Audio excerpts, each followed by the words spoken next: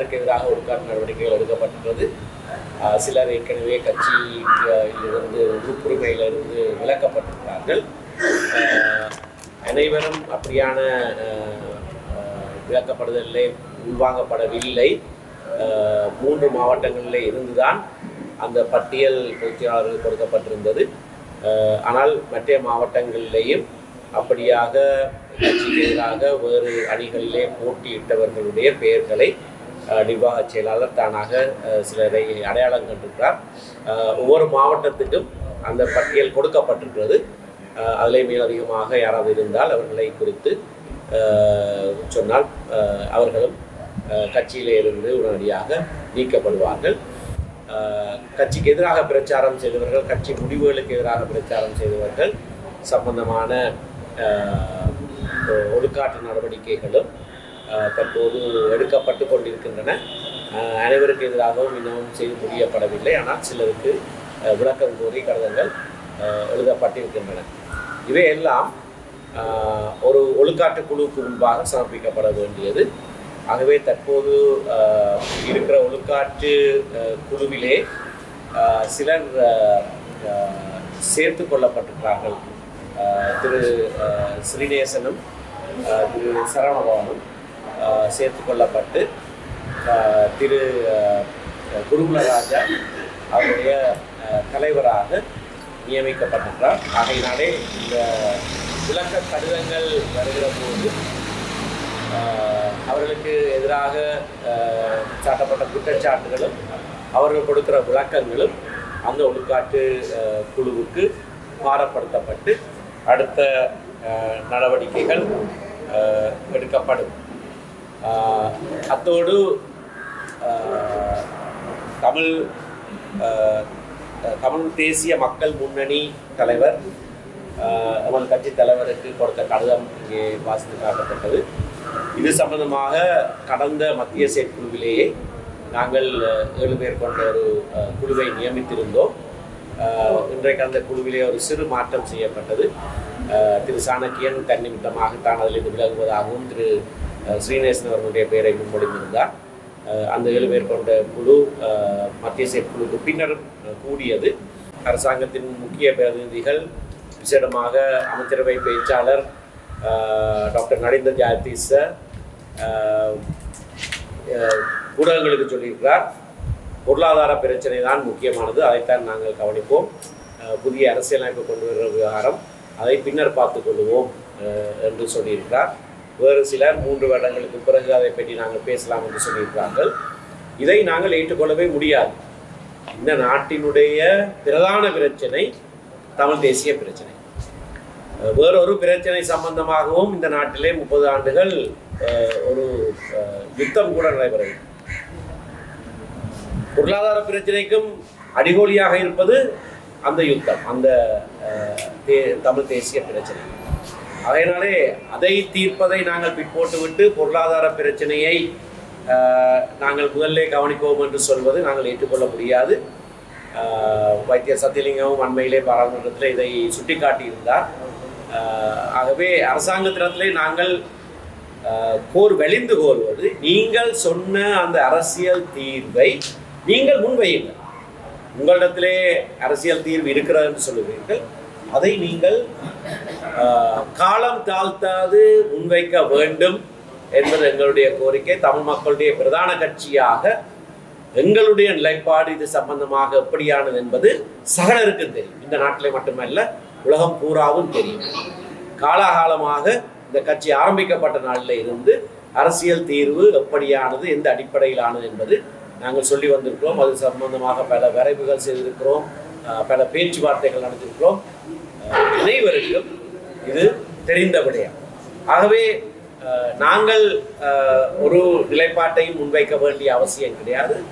இதை தீர்ப்பதற்கு எங்களுக்கு தெரியும் என்று சொல்கிற அரசாங்கம், நீங்கள் முதலிலே உடனடியாக காலம் தாழ்த்தாது அரசியல் தீர்வு சம்பந்தமான புது அரசியலமைப்பு வரைவை முன்வைக்க வேண்டும் என்பது எங்களுடைய அழுத்தம் திருத்தமான வேண்டுகோளாக இருக்கிறது.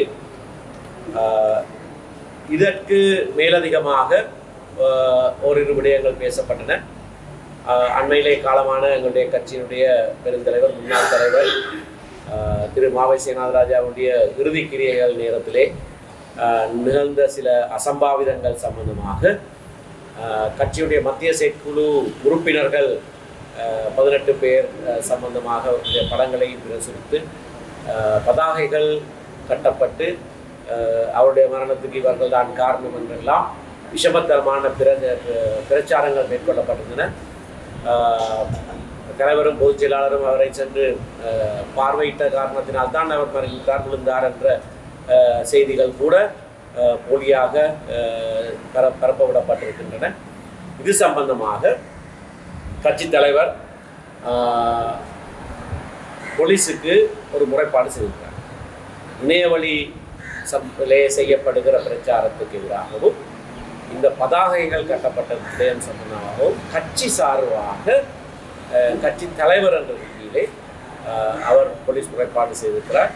இது சம்பந்தமாக வேறும் சிலர் முறைப்பாடுகள் செய்திருக்கிறார்கள், மற்றவர்களும் முறைப்பாடுகளை பதிய இருக்கிறோம்.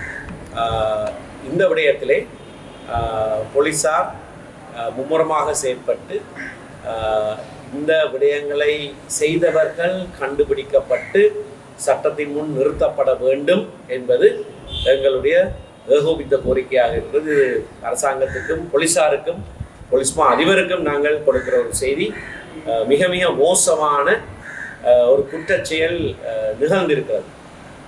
ஒருவர் மரணித்திருக்கிறார். அவருடைய மரண வீட்டிலே, அதுவும் ஒரு பிரதான கட்சியினுடைய தலைவராக இருந்தவர், அந்த கட்சியின் உறுப்பினராக 60 வருடத்துக்கு மேலாக இருந்த ஒருவருடைய மரணச் சடங்கிலே அந்த கட்சியினுடைய மத்திய செயற்குழு உறுப்பினர்கள் 18 பேர் தான் அவருடைய மரணத்துக்கு காரணம் என்று சொல்லி பதாகைகளை வீதியிலேயும் சுடலையிலேயும் கட்டி தொங்க விடுவது என்பது அந்த 18 பேருக்கும் எதிராக வன்முறையை தூண்டுகிற ஒரு குற்றச்செயல். ஆகவே அதை செய்தவர்கள், அதற்கு பின்னால் இருந்தவர்கள் அனைவரும் கண்டுபிடிக்கப்பட்டு சட்டத்தின் முன்பாக நிறுத்தப்பட வேண்டும் என்பது எங்களுடைய மத்திய செயற்குழுடைய கோரிக்கையாக இருக்கிறது. எங்களுடைய கவலையையும் பலர் தெரிவித்திருக்கிறோம்.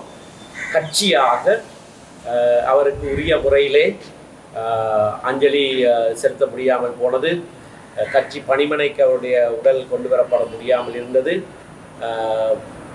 மத்திய செயற்குழு உறுப்பினர்கள் 18 பேர், அதற்கு மேற்பட்ட இன்னும் ஏராளமானவர்கள் இறந்த இறுதி கிரியையிலே பங்கு கொள்ள முடியாத ஒரு சூழ்நிலை ஏற்படுத்தப்பட்டது. இன்றைய கூட்டத்தின் ஆரம்பத்திலே நாங்கள் அவருக்கு ஒரு அஞ்சலியோடு தான் ஆரம்பித்தோம். ஆனால் முறையாக இது செய்யப்படவில்லை என்ற ஆதங்கம் வெளிப்படுத்தப்பட்டது. கட்சியிலே இருந்து அண்மையிலே விலத்தப்பட்ட ஒருவர் அந்த பூத உடலுக்கு கட்சி கொடியை போர்த்தியது எப்படியாக நடந்தது என்ற கேள்வியும் இங்கே கேட்கப்பட்டது. கட்சி கொடி போர்த்துவது என்பது மிகவும் முக்கியமான ஒரு விடயம். அது கட்சி தலைவரினாலும் முக்கிய உத்தியோகஸ்தர்களினாலும் அது செய்யப்பட்டிருக்க வேண்டும். ஆனால் கட்சியிலிருந்து மிக அண்மை காலத்திலே நீக்கப்பட்ட ஒருவர் கட்சி கொடியை போர்த்தியது சம்பந்தமாக எங்களுடைய கண்டனங்களையும் மத்திய செயற்குழு தெரிவித்திருக்கிறது. இறுதியாக ஒரு விடயம், நீண்ட காலமாக எங்களுடைய கட்சியினுடைய பொதுச் செயலாளராக கடமை புரிந்த வைத்தியர் சத்தியலிங்கம் தான் அந்த பதவியில் இருந்து ராஜினாமா செய்வதாக அறிவித்திருக்கிறார். தனிப்பட்ட காரணங்களுக்காக அவர் அதனை செய்வதாக அறிவித்திருக்கிறார். அந்த காரணங்களை எங்களுக்கு சொல்லியிருந்தார். அனைவருக்கும் தெரிந்தபடி பொதுச் செயலாளராக இருந்தவர் ராஜினாமா செய்த போது துணை பொதுச் செயலாளர்களில் ஒருவராக இருந்த வைத்தியர் சத்தியலிங்கம் யாப்பின் அடிப்படையிலே பதில் பொதுச் செயலாளராக முதலே நியமனம் செய்யப்பட்டு பின்னர் மத்திய செயற்குழுவினாலே பதவி நிரப்புதல் என்கின்ற எங்களுடைய சரத்தின் கீழே பொதுச் செயலாளராக நியமிக்கப்பட்டு மிகவும் கடினமான உழைப்பாளை இந்த கட்சியை முன்கொண்டு வந்தவர். அவருக்கு எங்களுடைய நன்றிகளை தெரிவித்துக் கொள்கிறோம். அவர் ராஜினாமா செய்கிற காரணத்தினாலே யாப்பிலே சொல்லப்பட்டபடி தற்போது இருக்கிற துணை பொதுச் செயலாளராகிய நான் அந்த பதவிக்கு நியமிக்கப்பட்டிருக்கிறேன். இந்த நியமனம் சம்பந்தமாக இது ஏகமனதான தீர்மானம் அல்லவென்று சொல்ல வேண்டும் என்றும் 3 பேர் சொல்லியிருக்கிறார்கள். ஆகையினாலே அவர்கள் தங்களுடைய எதிர்ப்பை பதிவு செய்வதாக சொல்லியிருக்கிறார்கள். ஆனால் இது நானே சொன்னாலும் இது யாப்பின் அடிப்படையிலே துறை பொதுச் செயலாளர் செய்ய வேண்டிய பணி. ஆகையினாலே அதனை நான் ஏற்றிருக்கிறேன். பொதுச் செயலாளருடைய ராஜினாமாவை அடுத்து பொதுச் செயலாளராக நான் கடமையாற்றுவேன். அண்மையில் இதற்கு முன்னர் உங்களுடைய கட்சியின் மத்திய செயற்குழு கூடிய போது வவுனியாவிலே கட்சியிலே முன்னாள் பாராளுமன்ற உறுப்பினர் இருந்து பொது வேட்பாளராக தமிழ் பொது வேட்பாளராக களமிறங்கி அரியணை திருநாட்களை கட்சியின் உறுப்பினரிலிருந்து அல்லது மத்திய குழு நீக்குவதாக நீங்கள் உறுப்பு நீக்குவதாக தெரிவித்திருக்கிறீர்கள். ஆனால் அவர் கூறுகின்றார் தனக்கு இன்னும் கடிதம் வந்து கிடைக்கவில்லை. உண்மைத்தன்மை என்ன? நாங்கள் ஒரு தடவை சொன்னால் அதுதான் செய்தி. அவரை நீக்கியாய் அவர் சொல்கிறாருன்னு சொல்லி எங்கள்கிட்ட கேட்டால் நாங்கள் அதுக்கு பதில் சொல்லலாம். இல்லை, அவர் கடிதம் கிடைக்கலன்னு சொல்கிறார். அவர் எங்களுக்கு சொல்லலையே. அவர் ஊராக போய் அப்படி சொல்லி கொண்டு தெரிகிறதால இந்த பிரயோசனம் இல்லை. அவர் கட்சியிலிருந்து நீக்கப்பட்டு விட்டார். கட்சியில் அனுப்பினதுன்னு சொன்னதுன்னு தானே நீங்களே சொல்கிறீங்க. நாங்கள் அனுப்பாதது நாங்கள் அனுப்பினோன்னு சொல்கிறோமா? இப்போ கட்சி ஏற்கனவே மட்டக்களப்பை சேர்ந்த முன்னாள் மாநசபை உறுப்பினராக வழக்கு வைத்திருந்தார். இப்போ 2வது வழக்கு ஒன்றும் போடப்பட்டிருக்கின்றது. இல்லை, 3வது வழக்கம் 3வது வழக்கம் போடப்பட்டிருக்கின்றது. கட்சியின் பொது சபை கூட்டம் எப்போது கூட்டப்படும்? பொதுச்சபை கட்சி யாப்பை மீறி கட்சி செயற்பட்டிருக்கிறது என்று சொல்லி 2 வழக்குகள் தாக்கல் செய்யப்பட்டது. ஒன்று யாழ்ப்பாண மாவட்ட நீதிமன்றத்திலே, மற்றது திருவண்ணாமலை மாவட்ட நீதிமன்றத்திலே.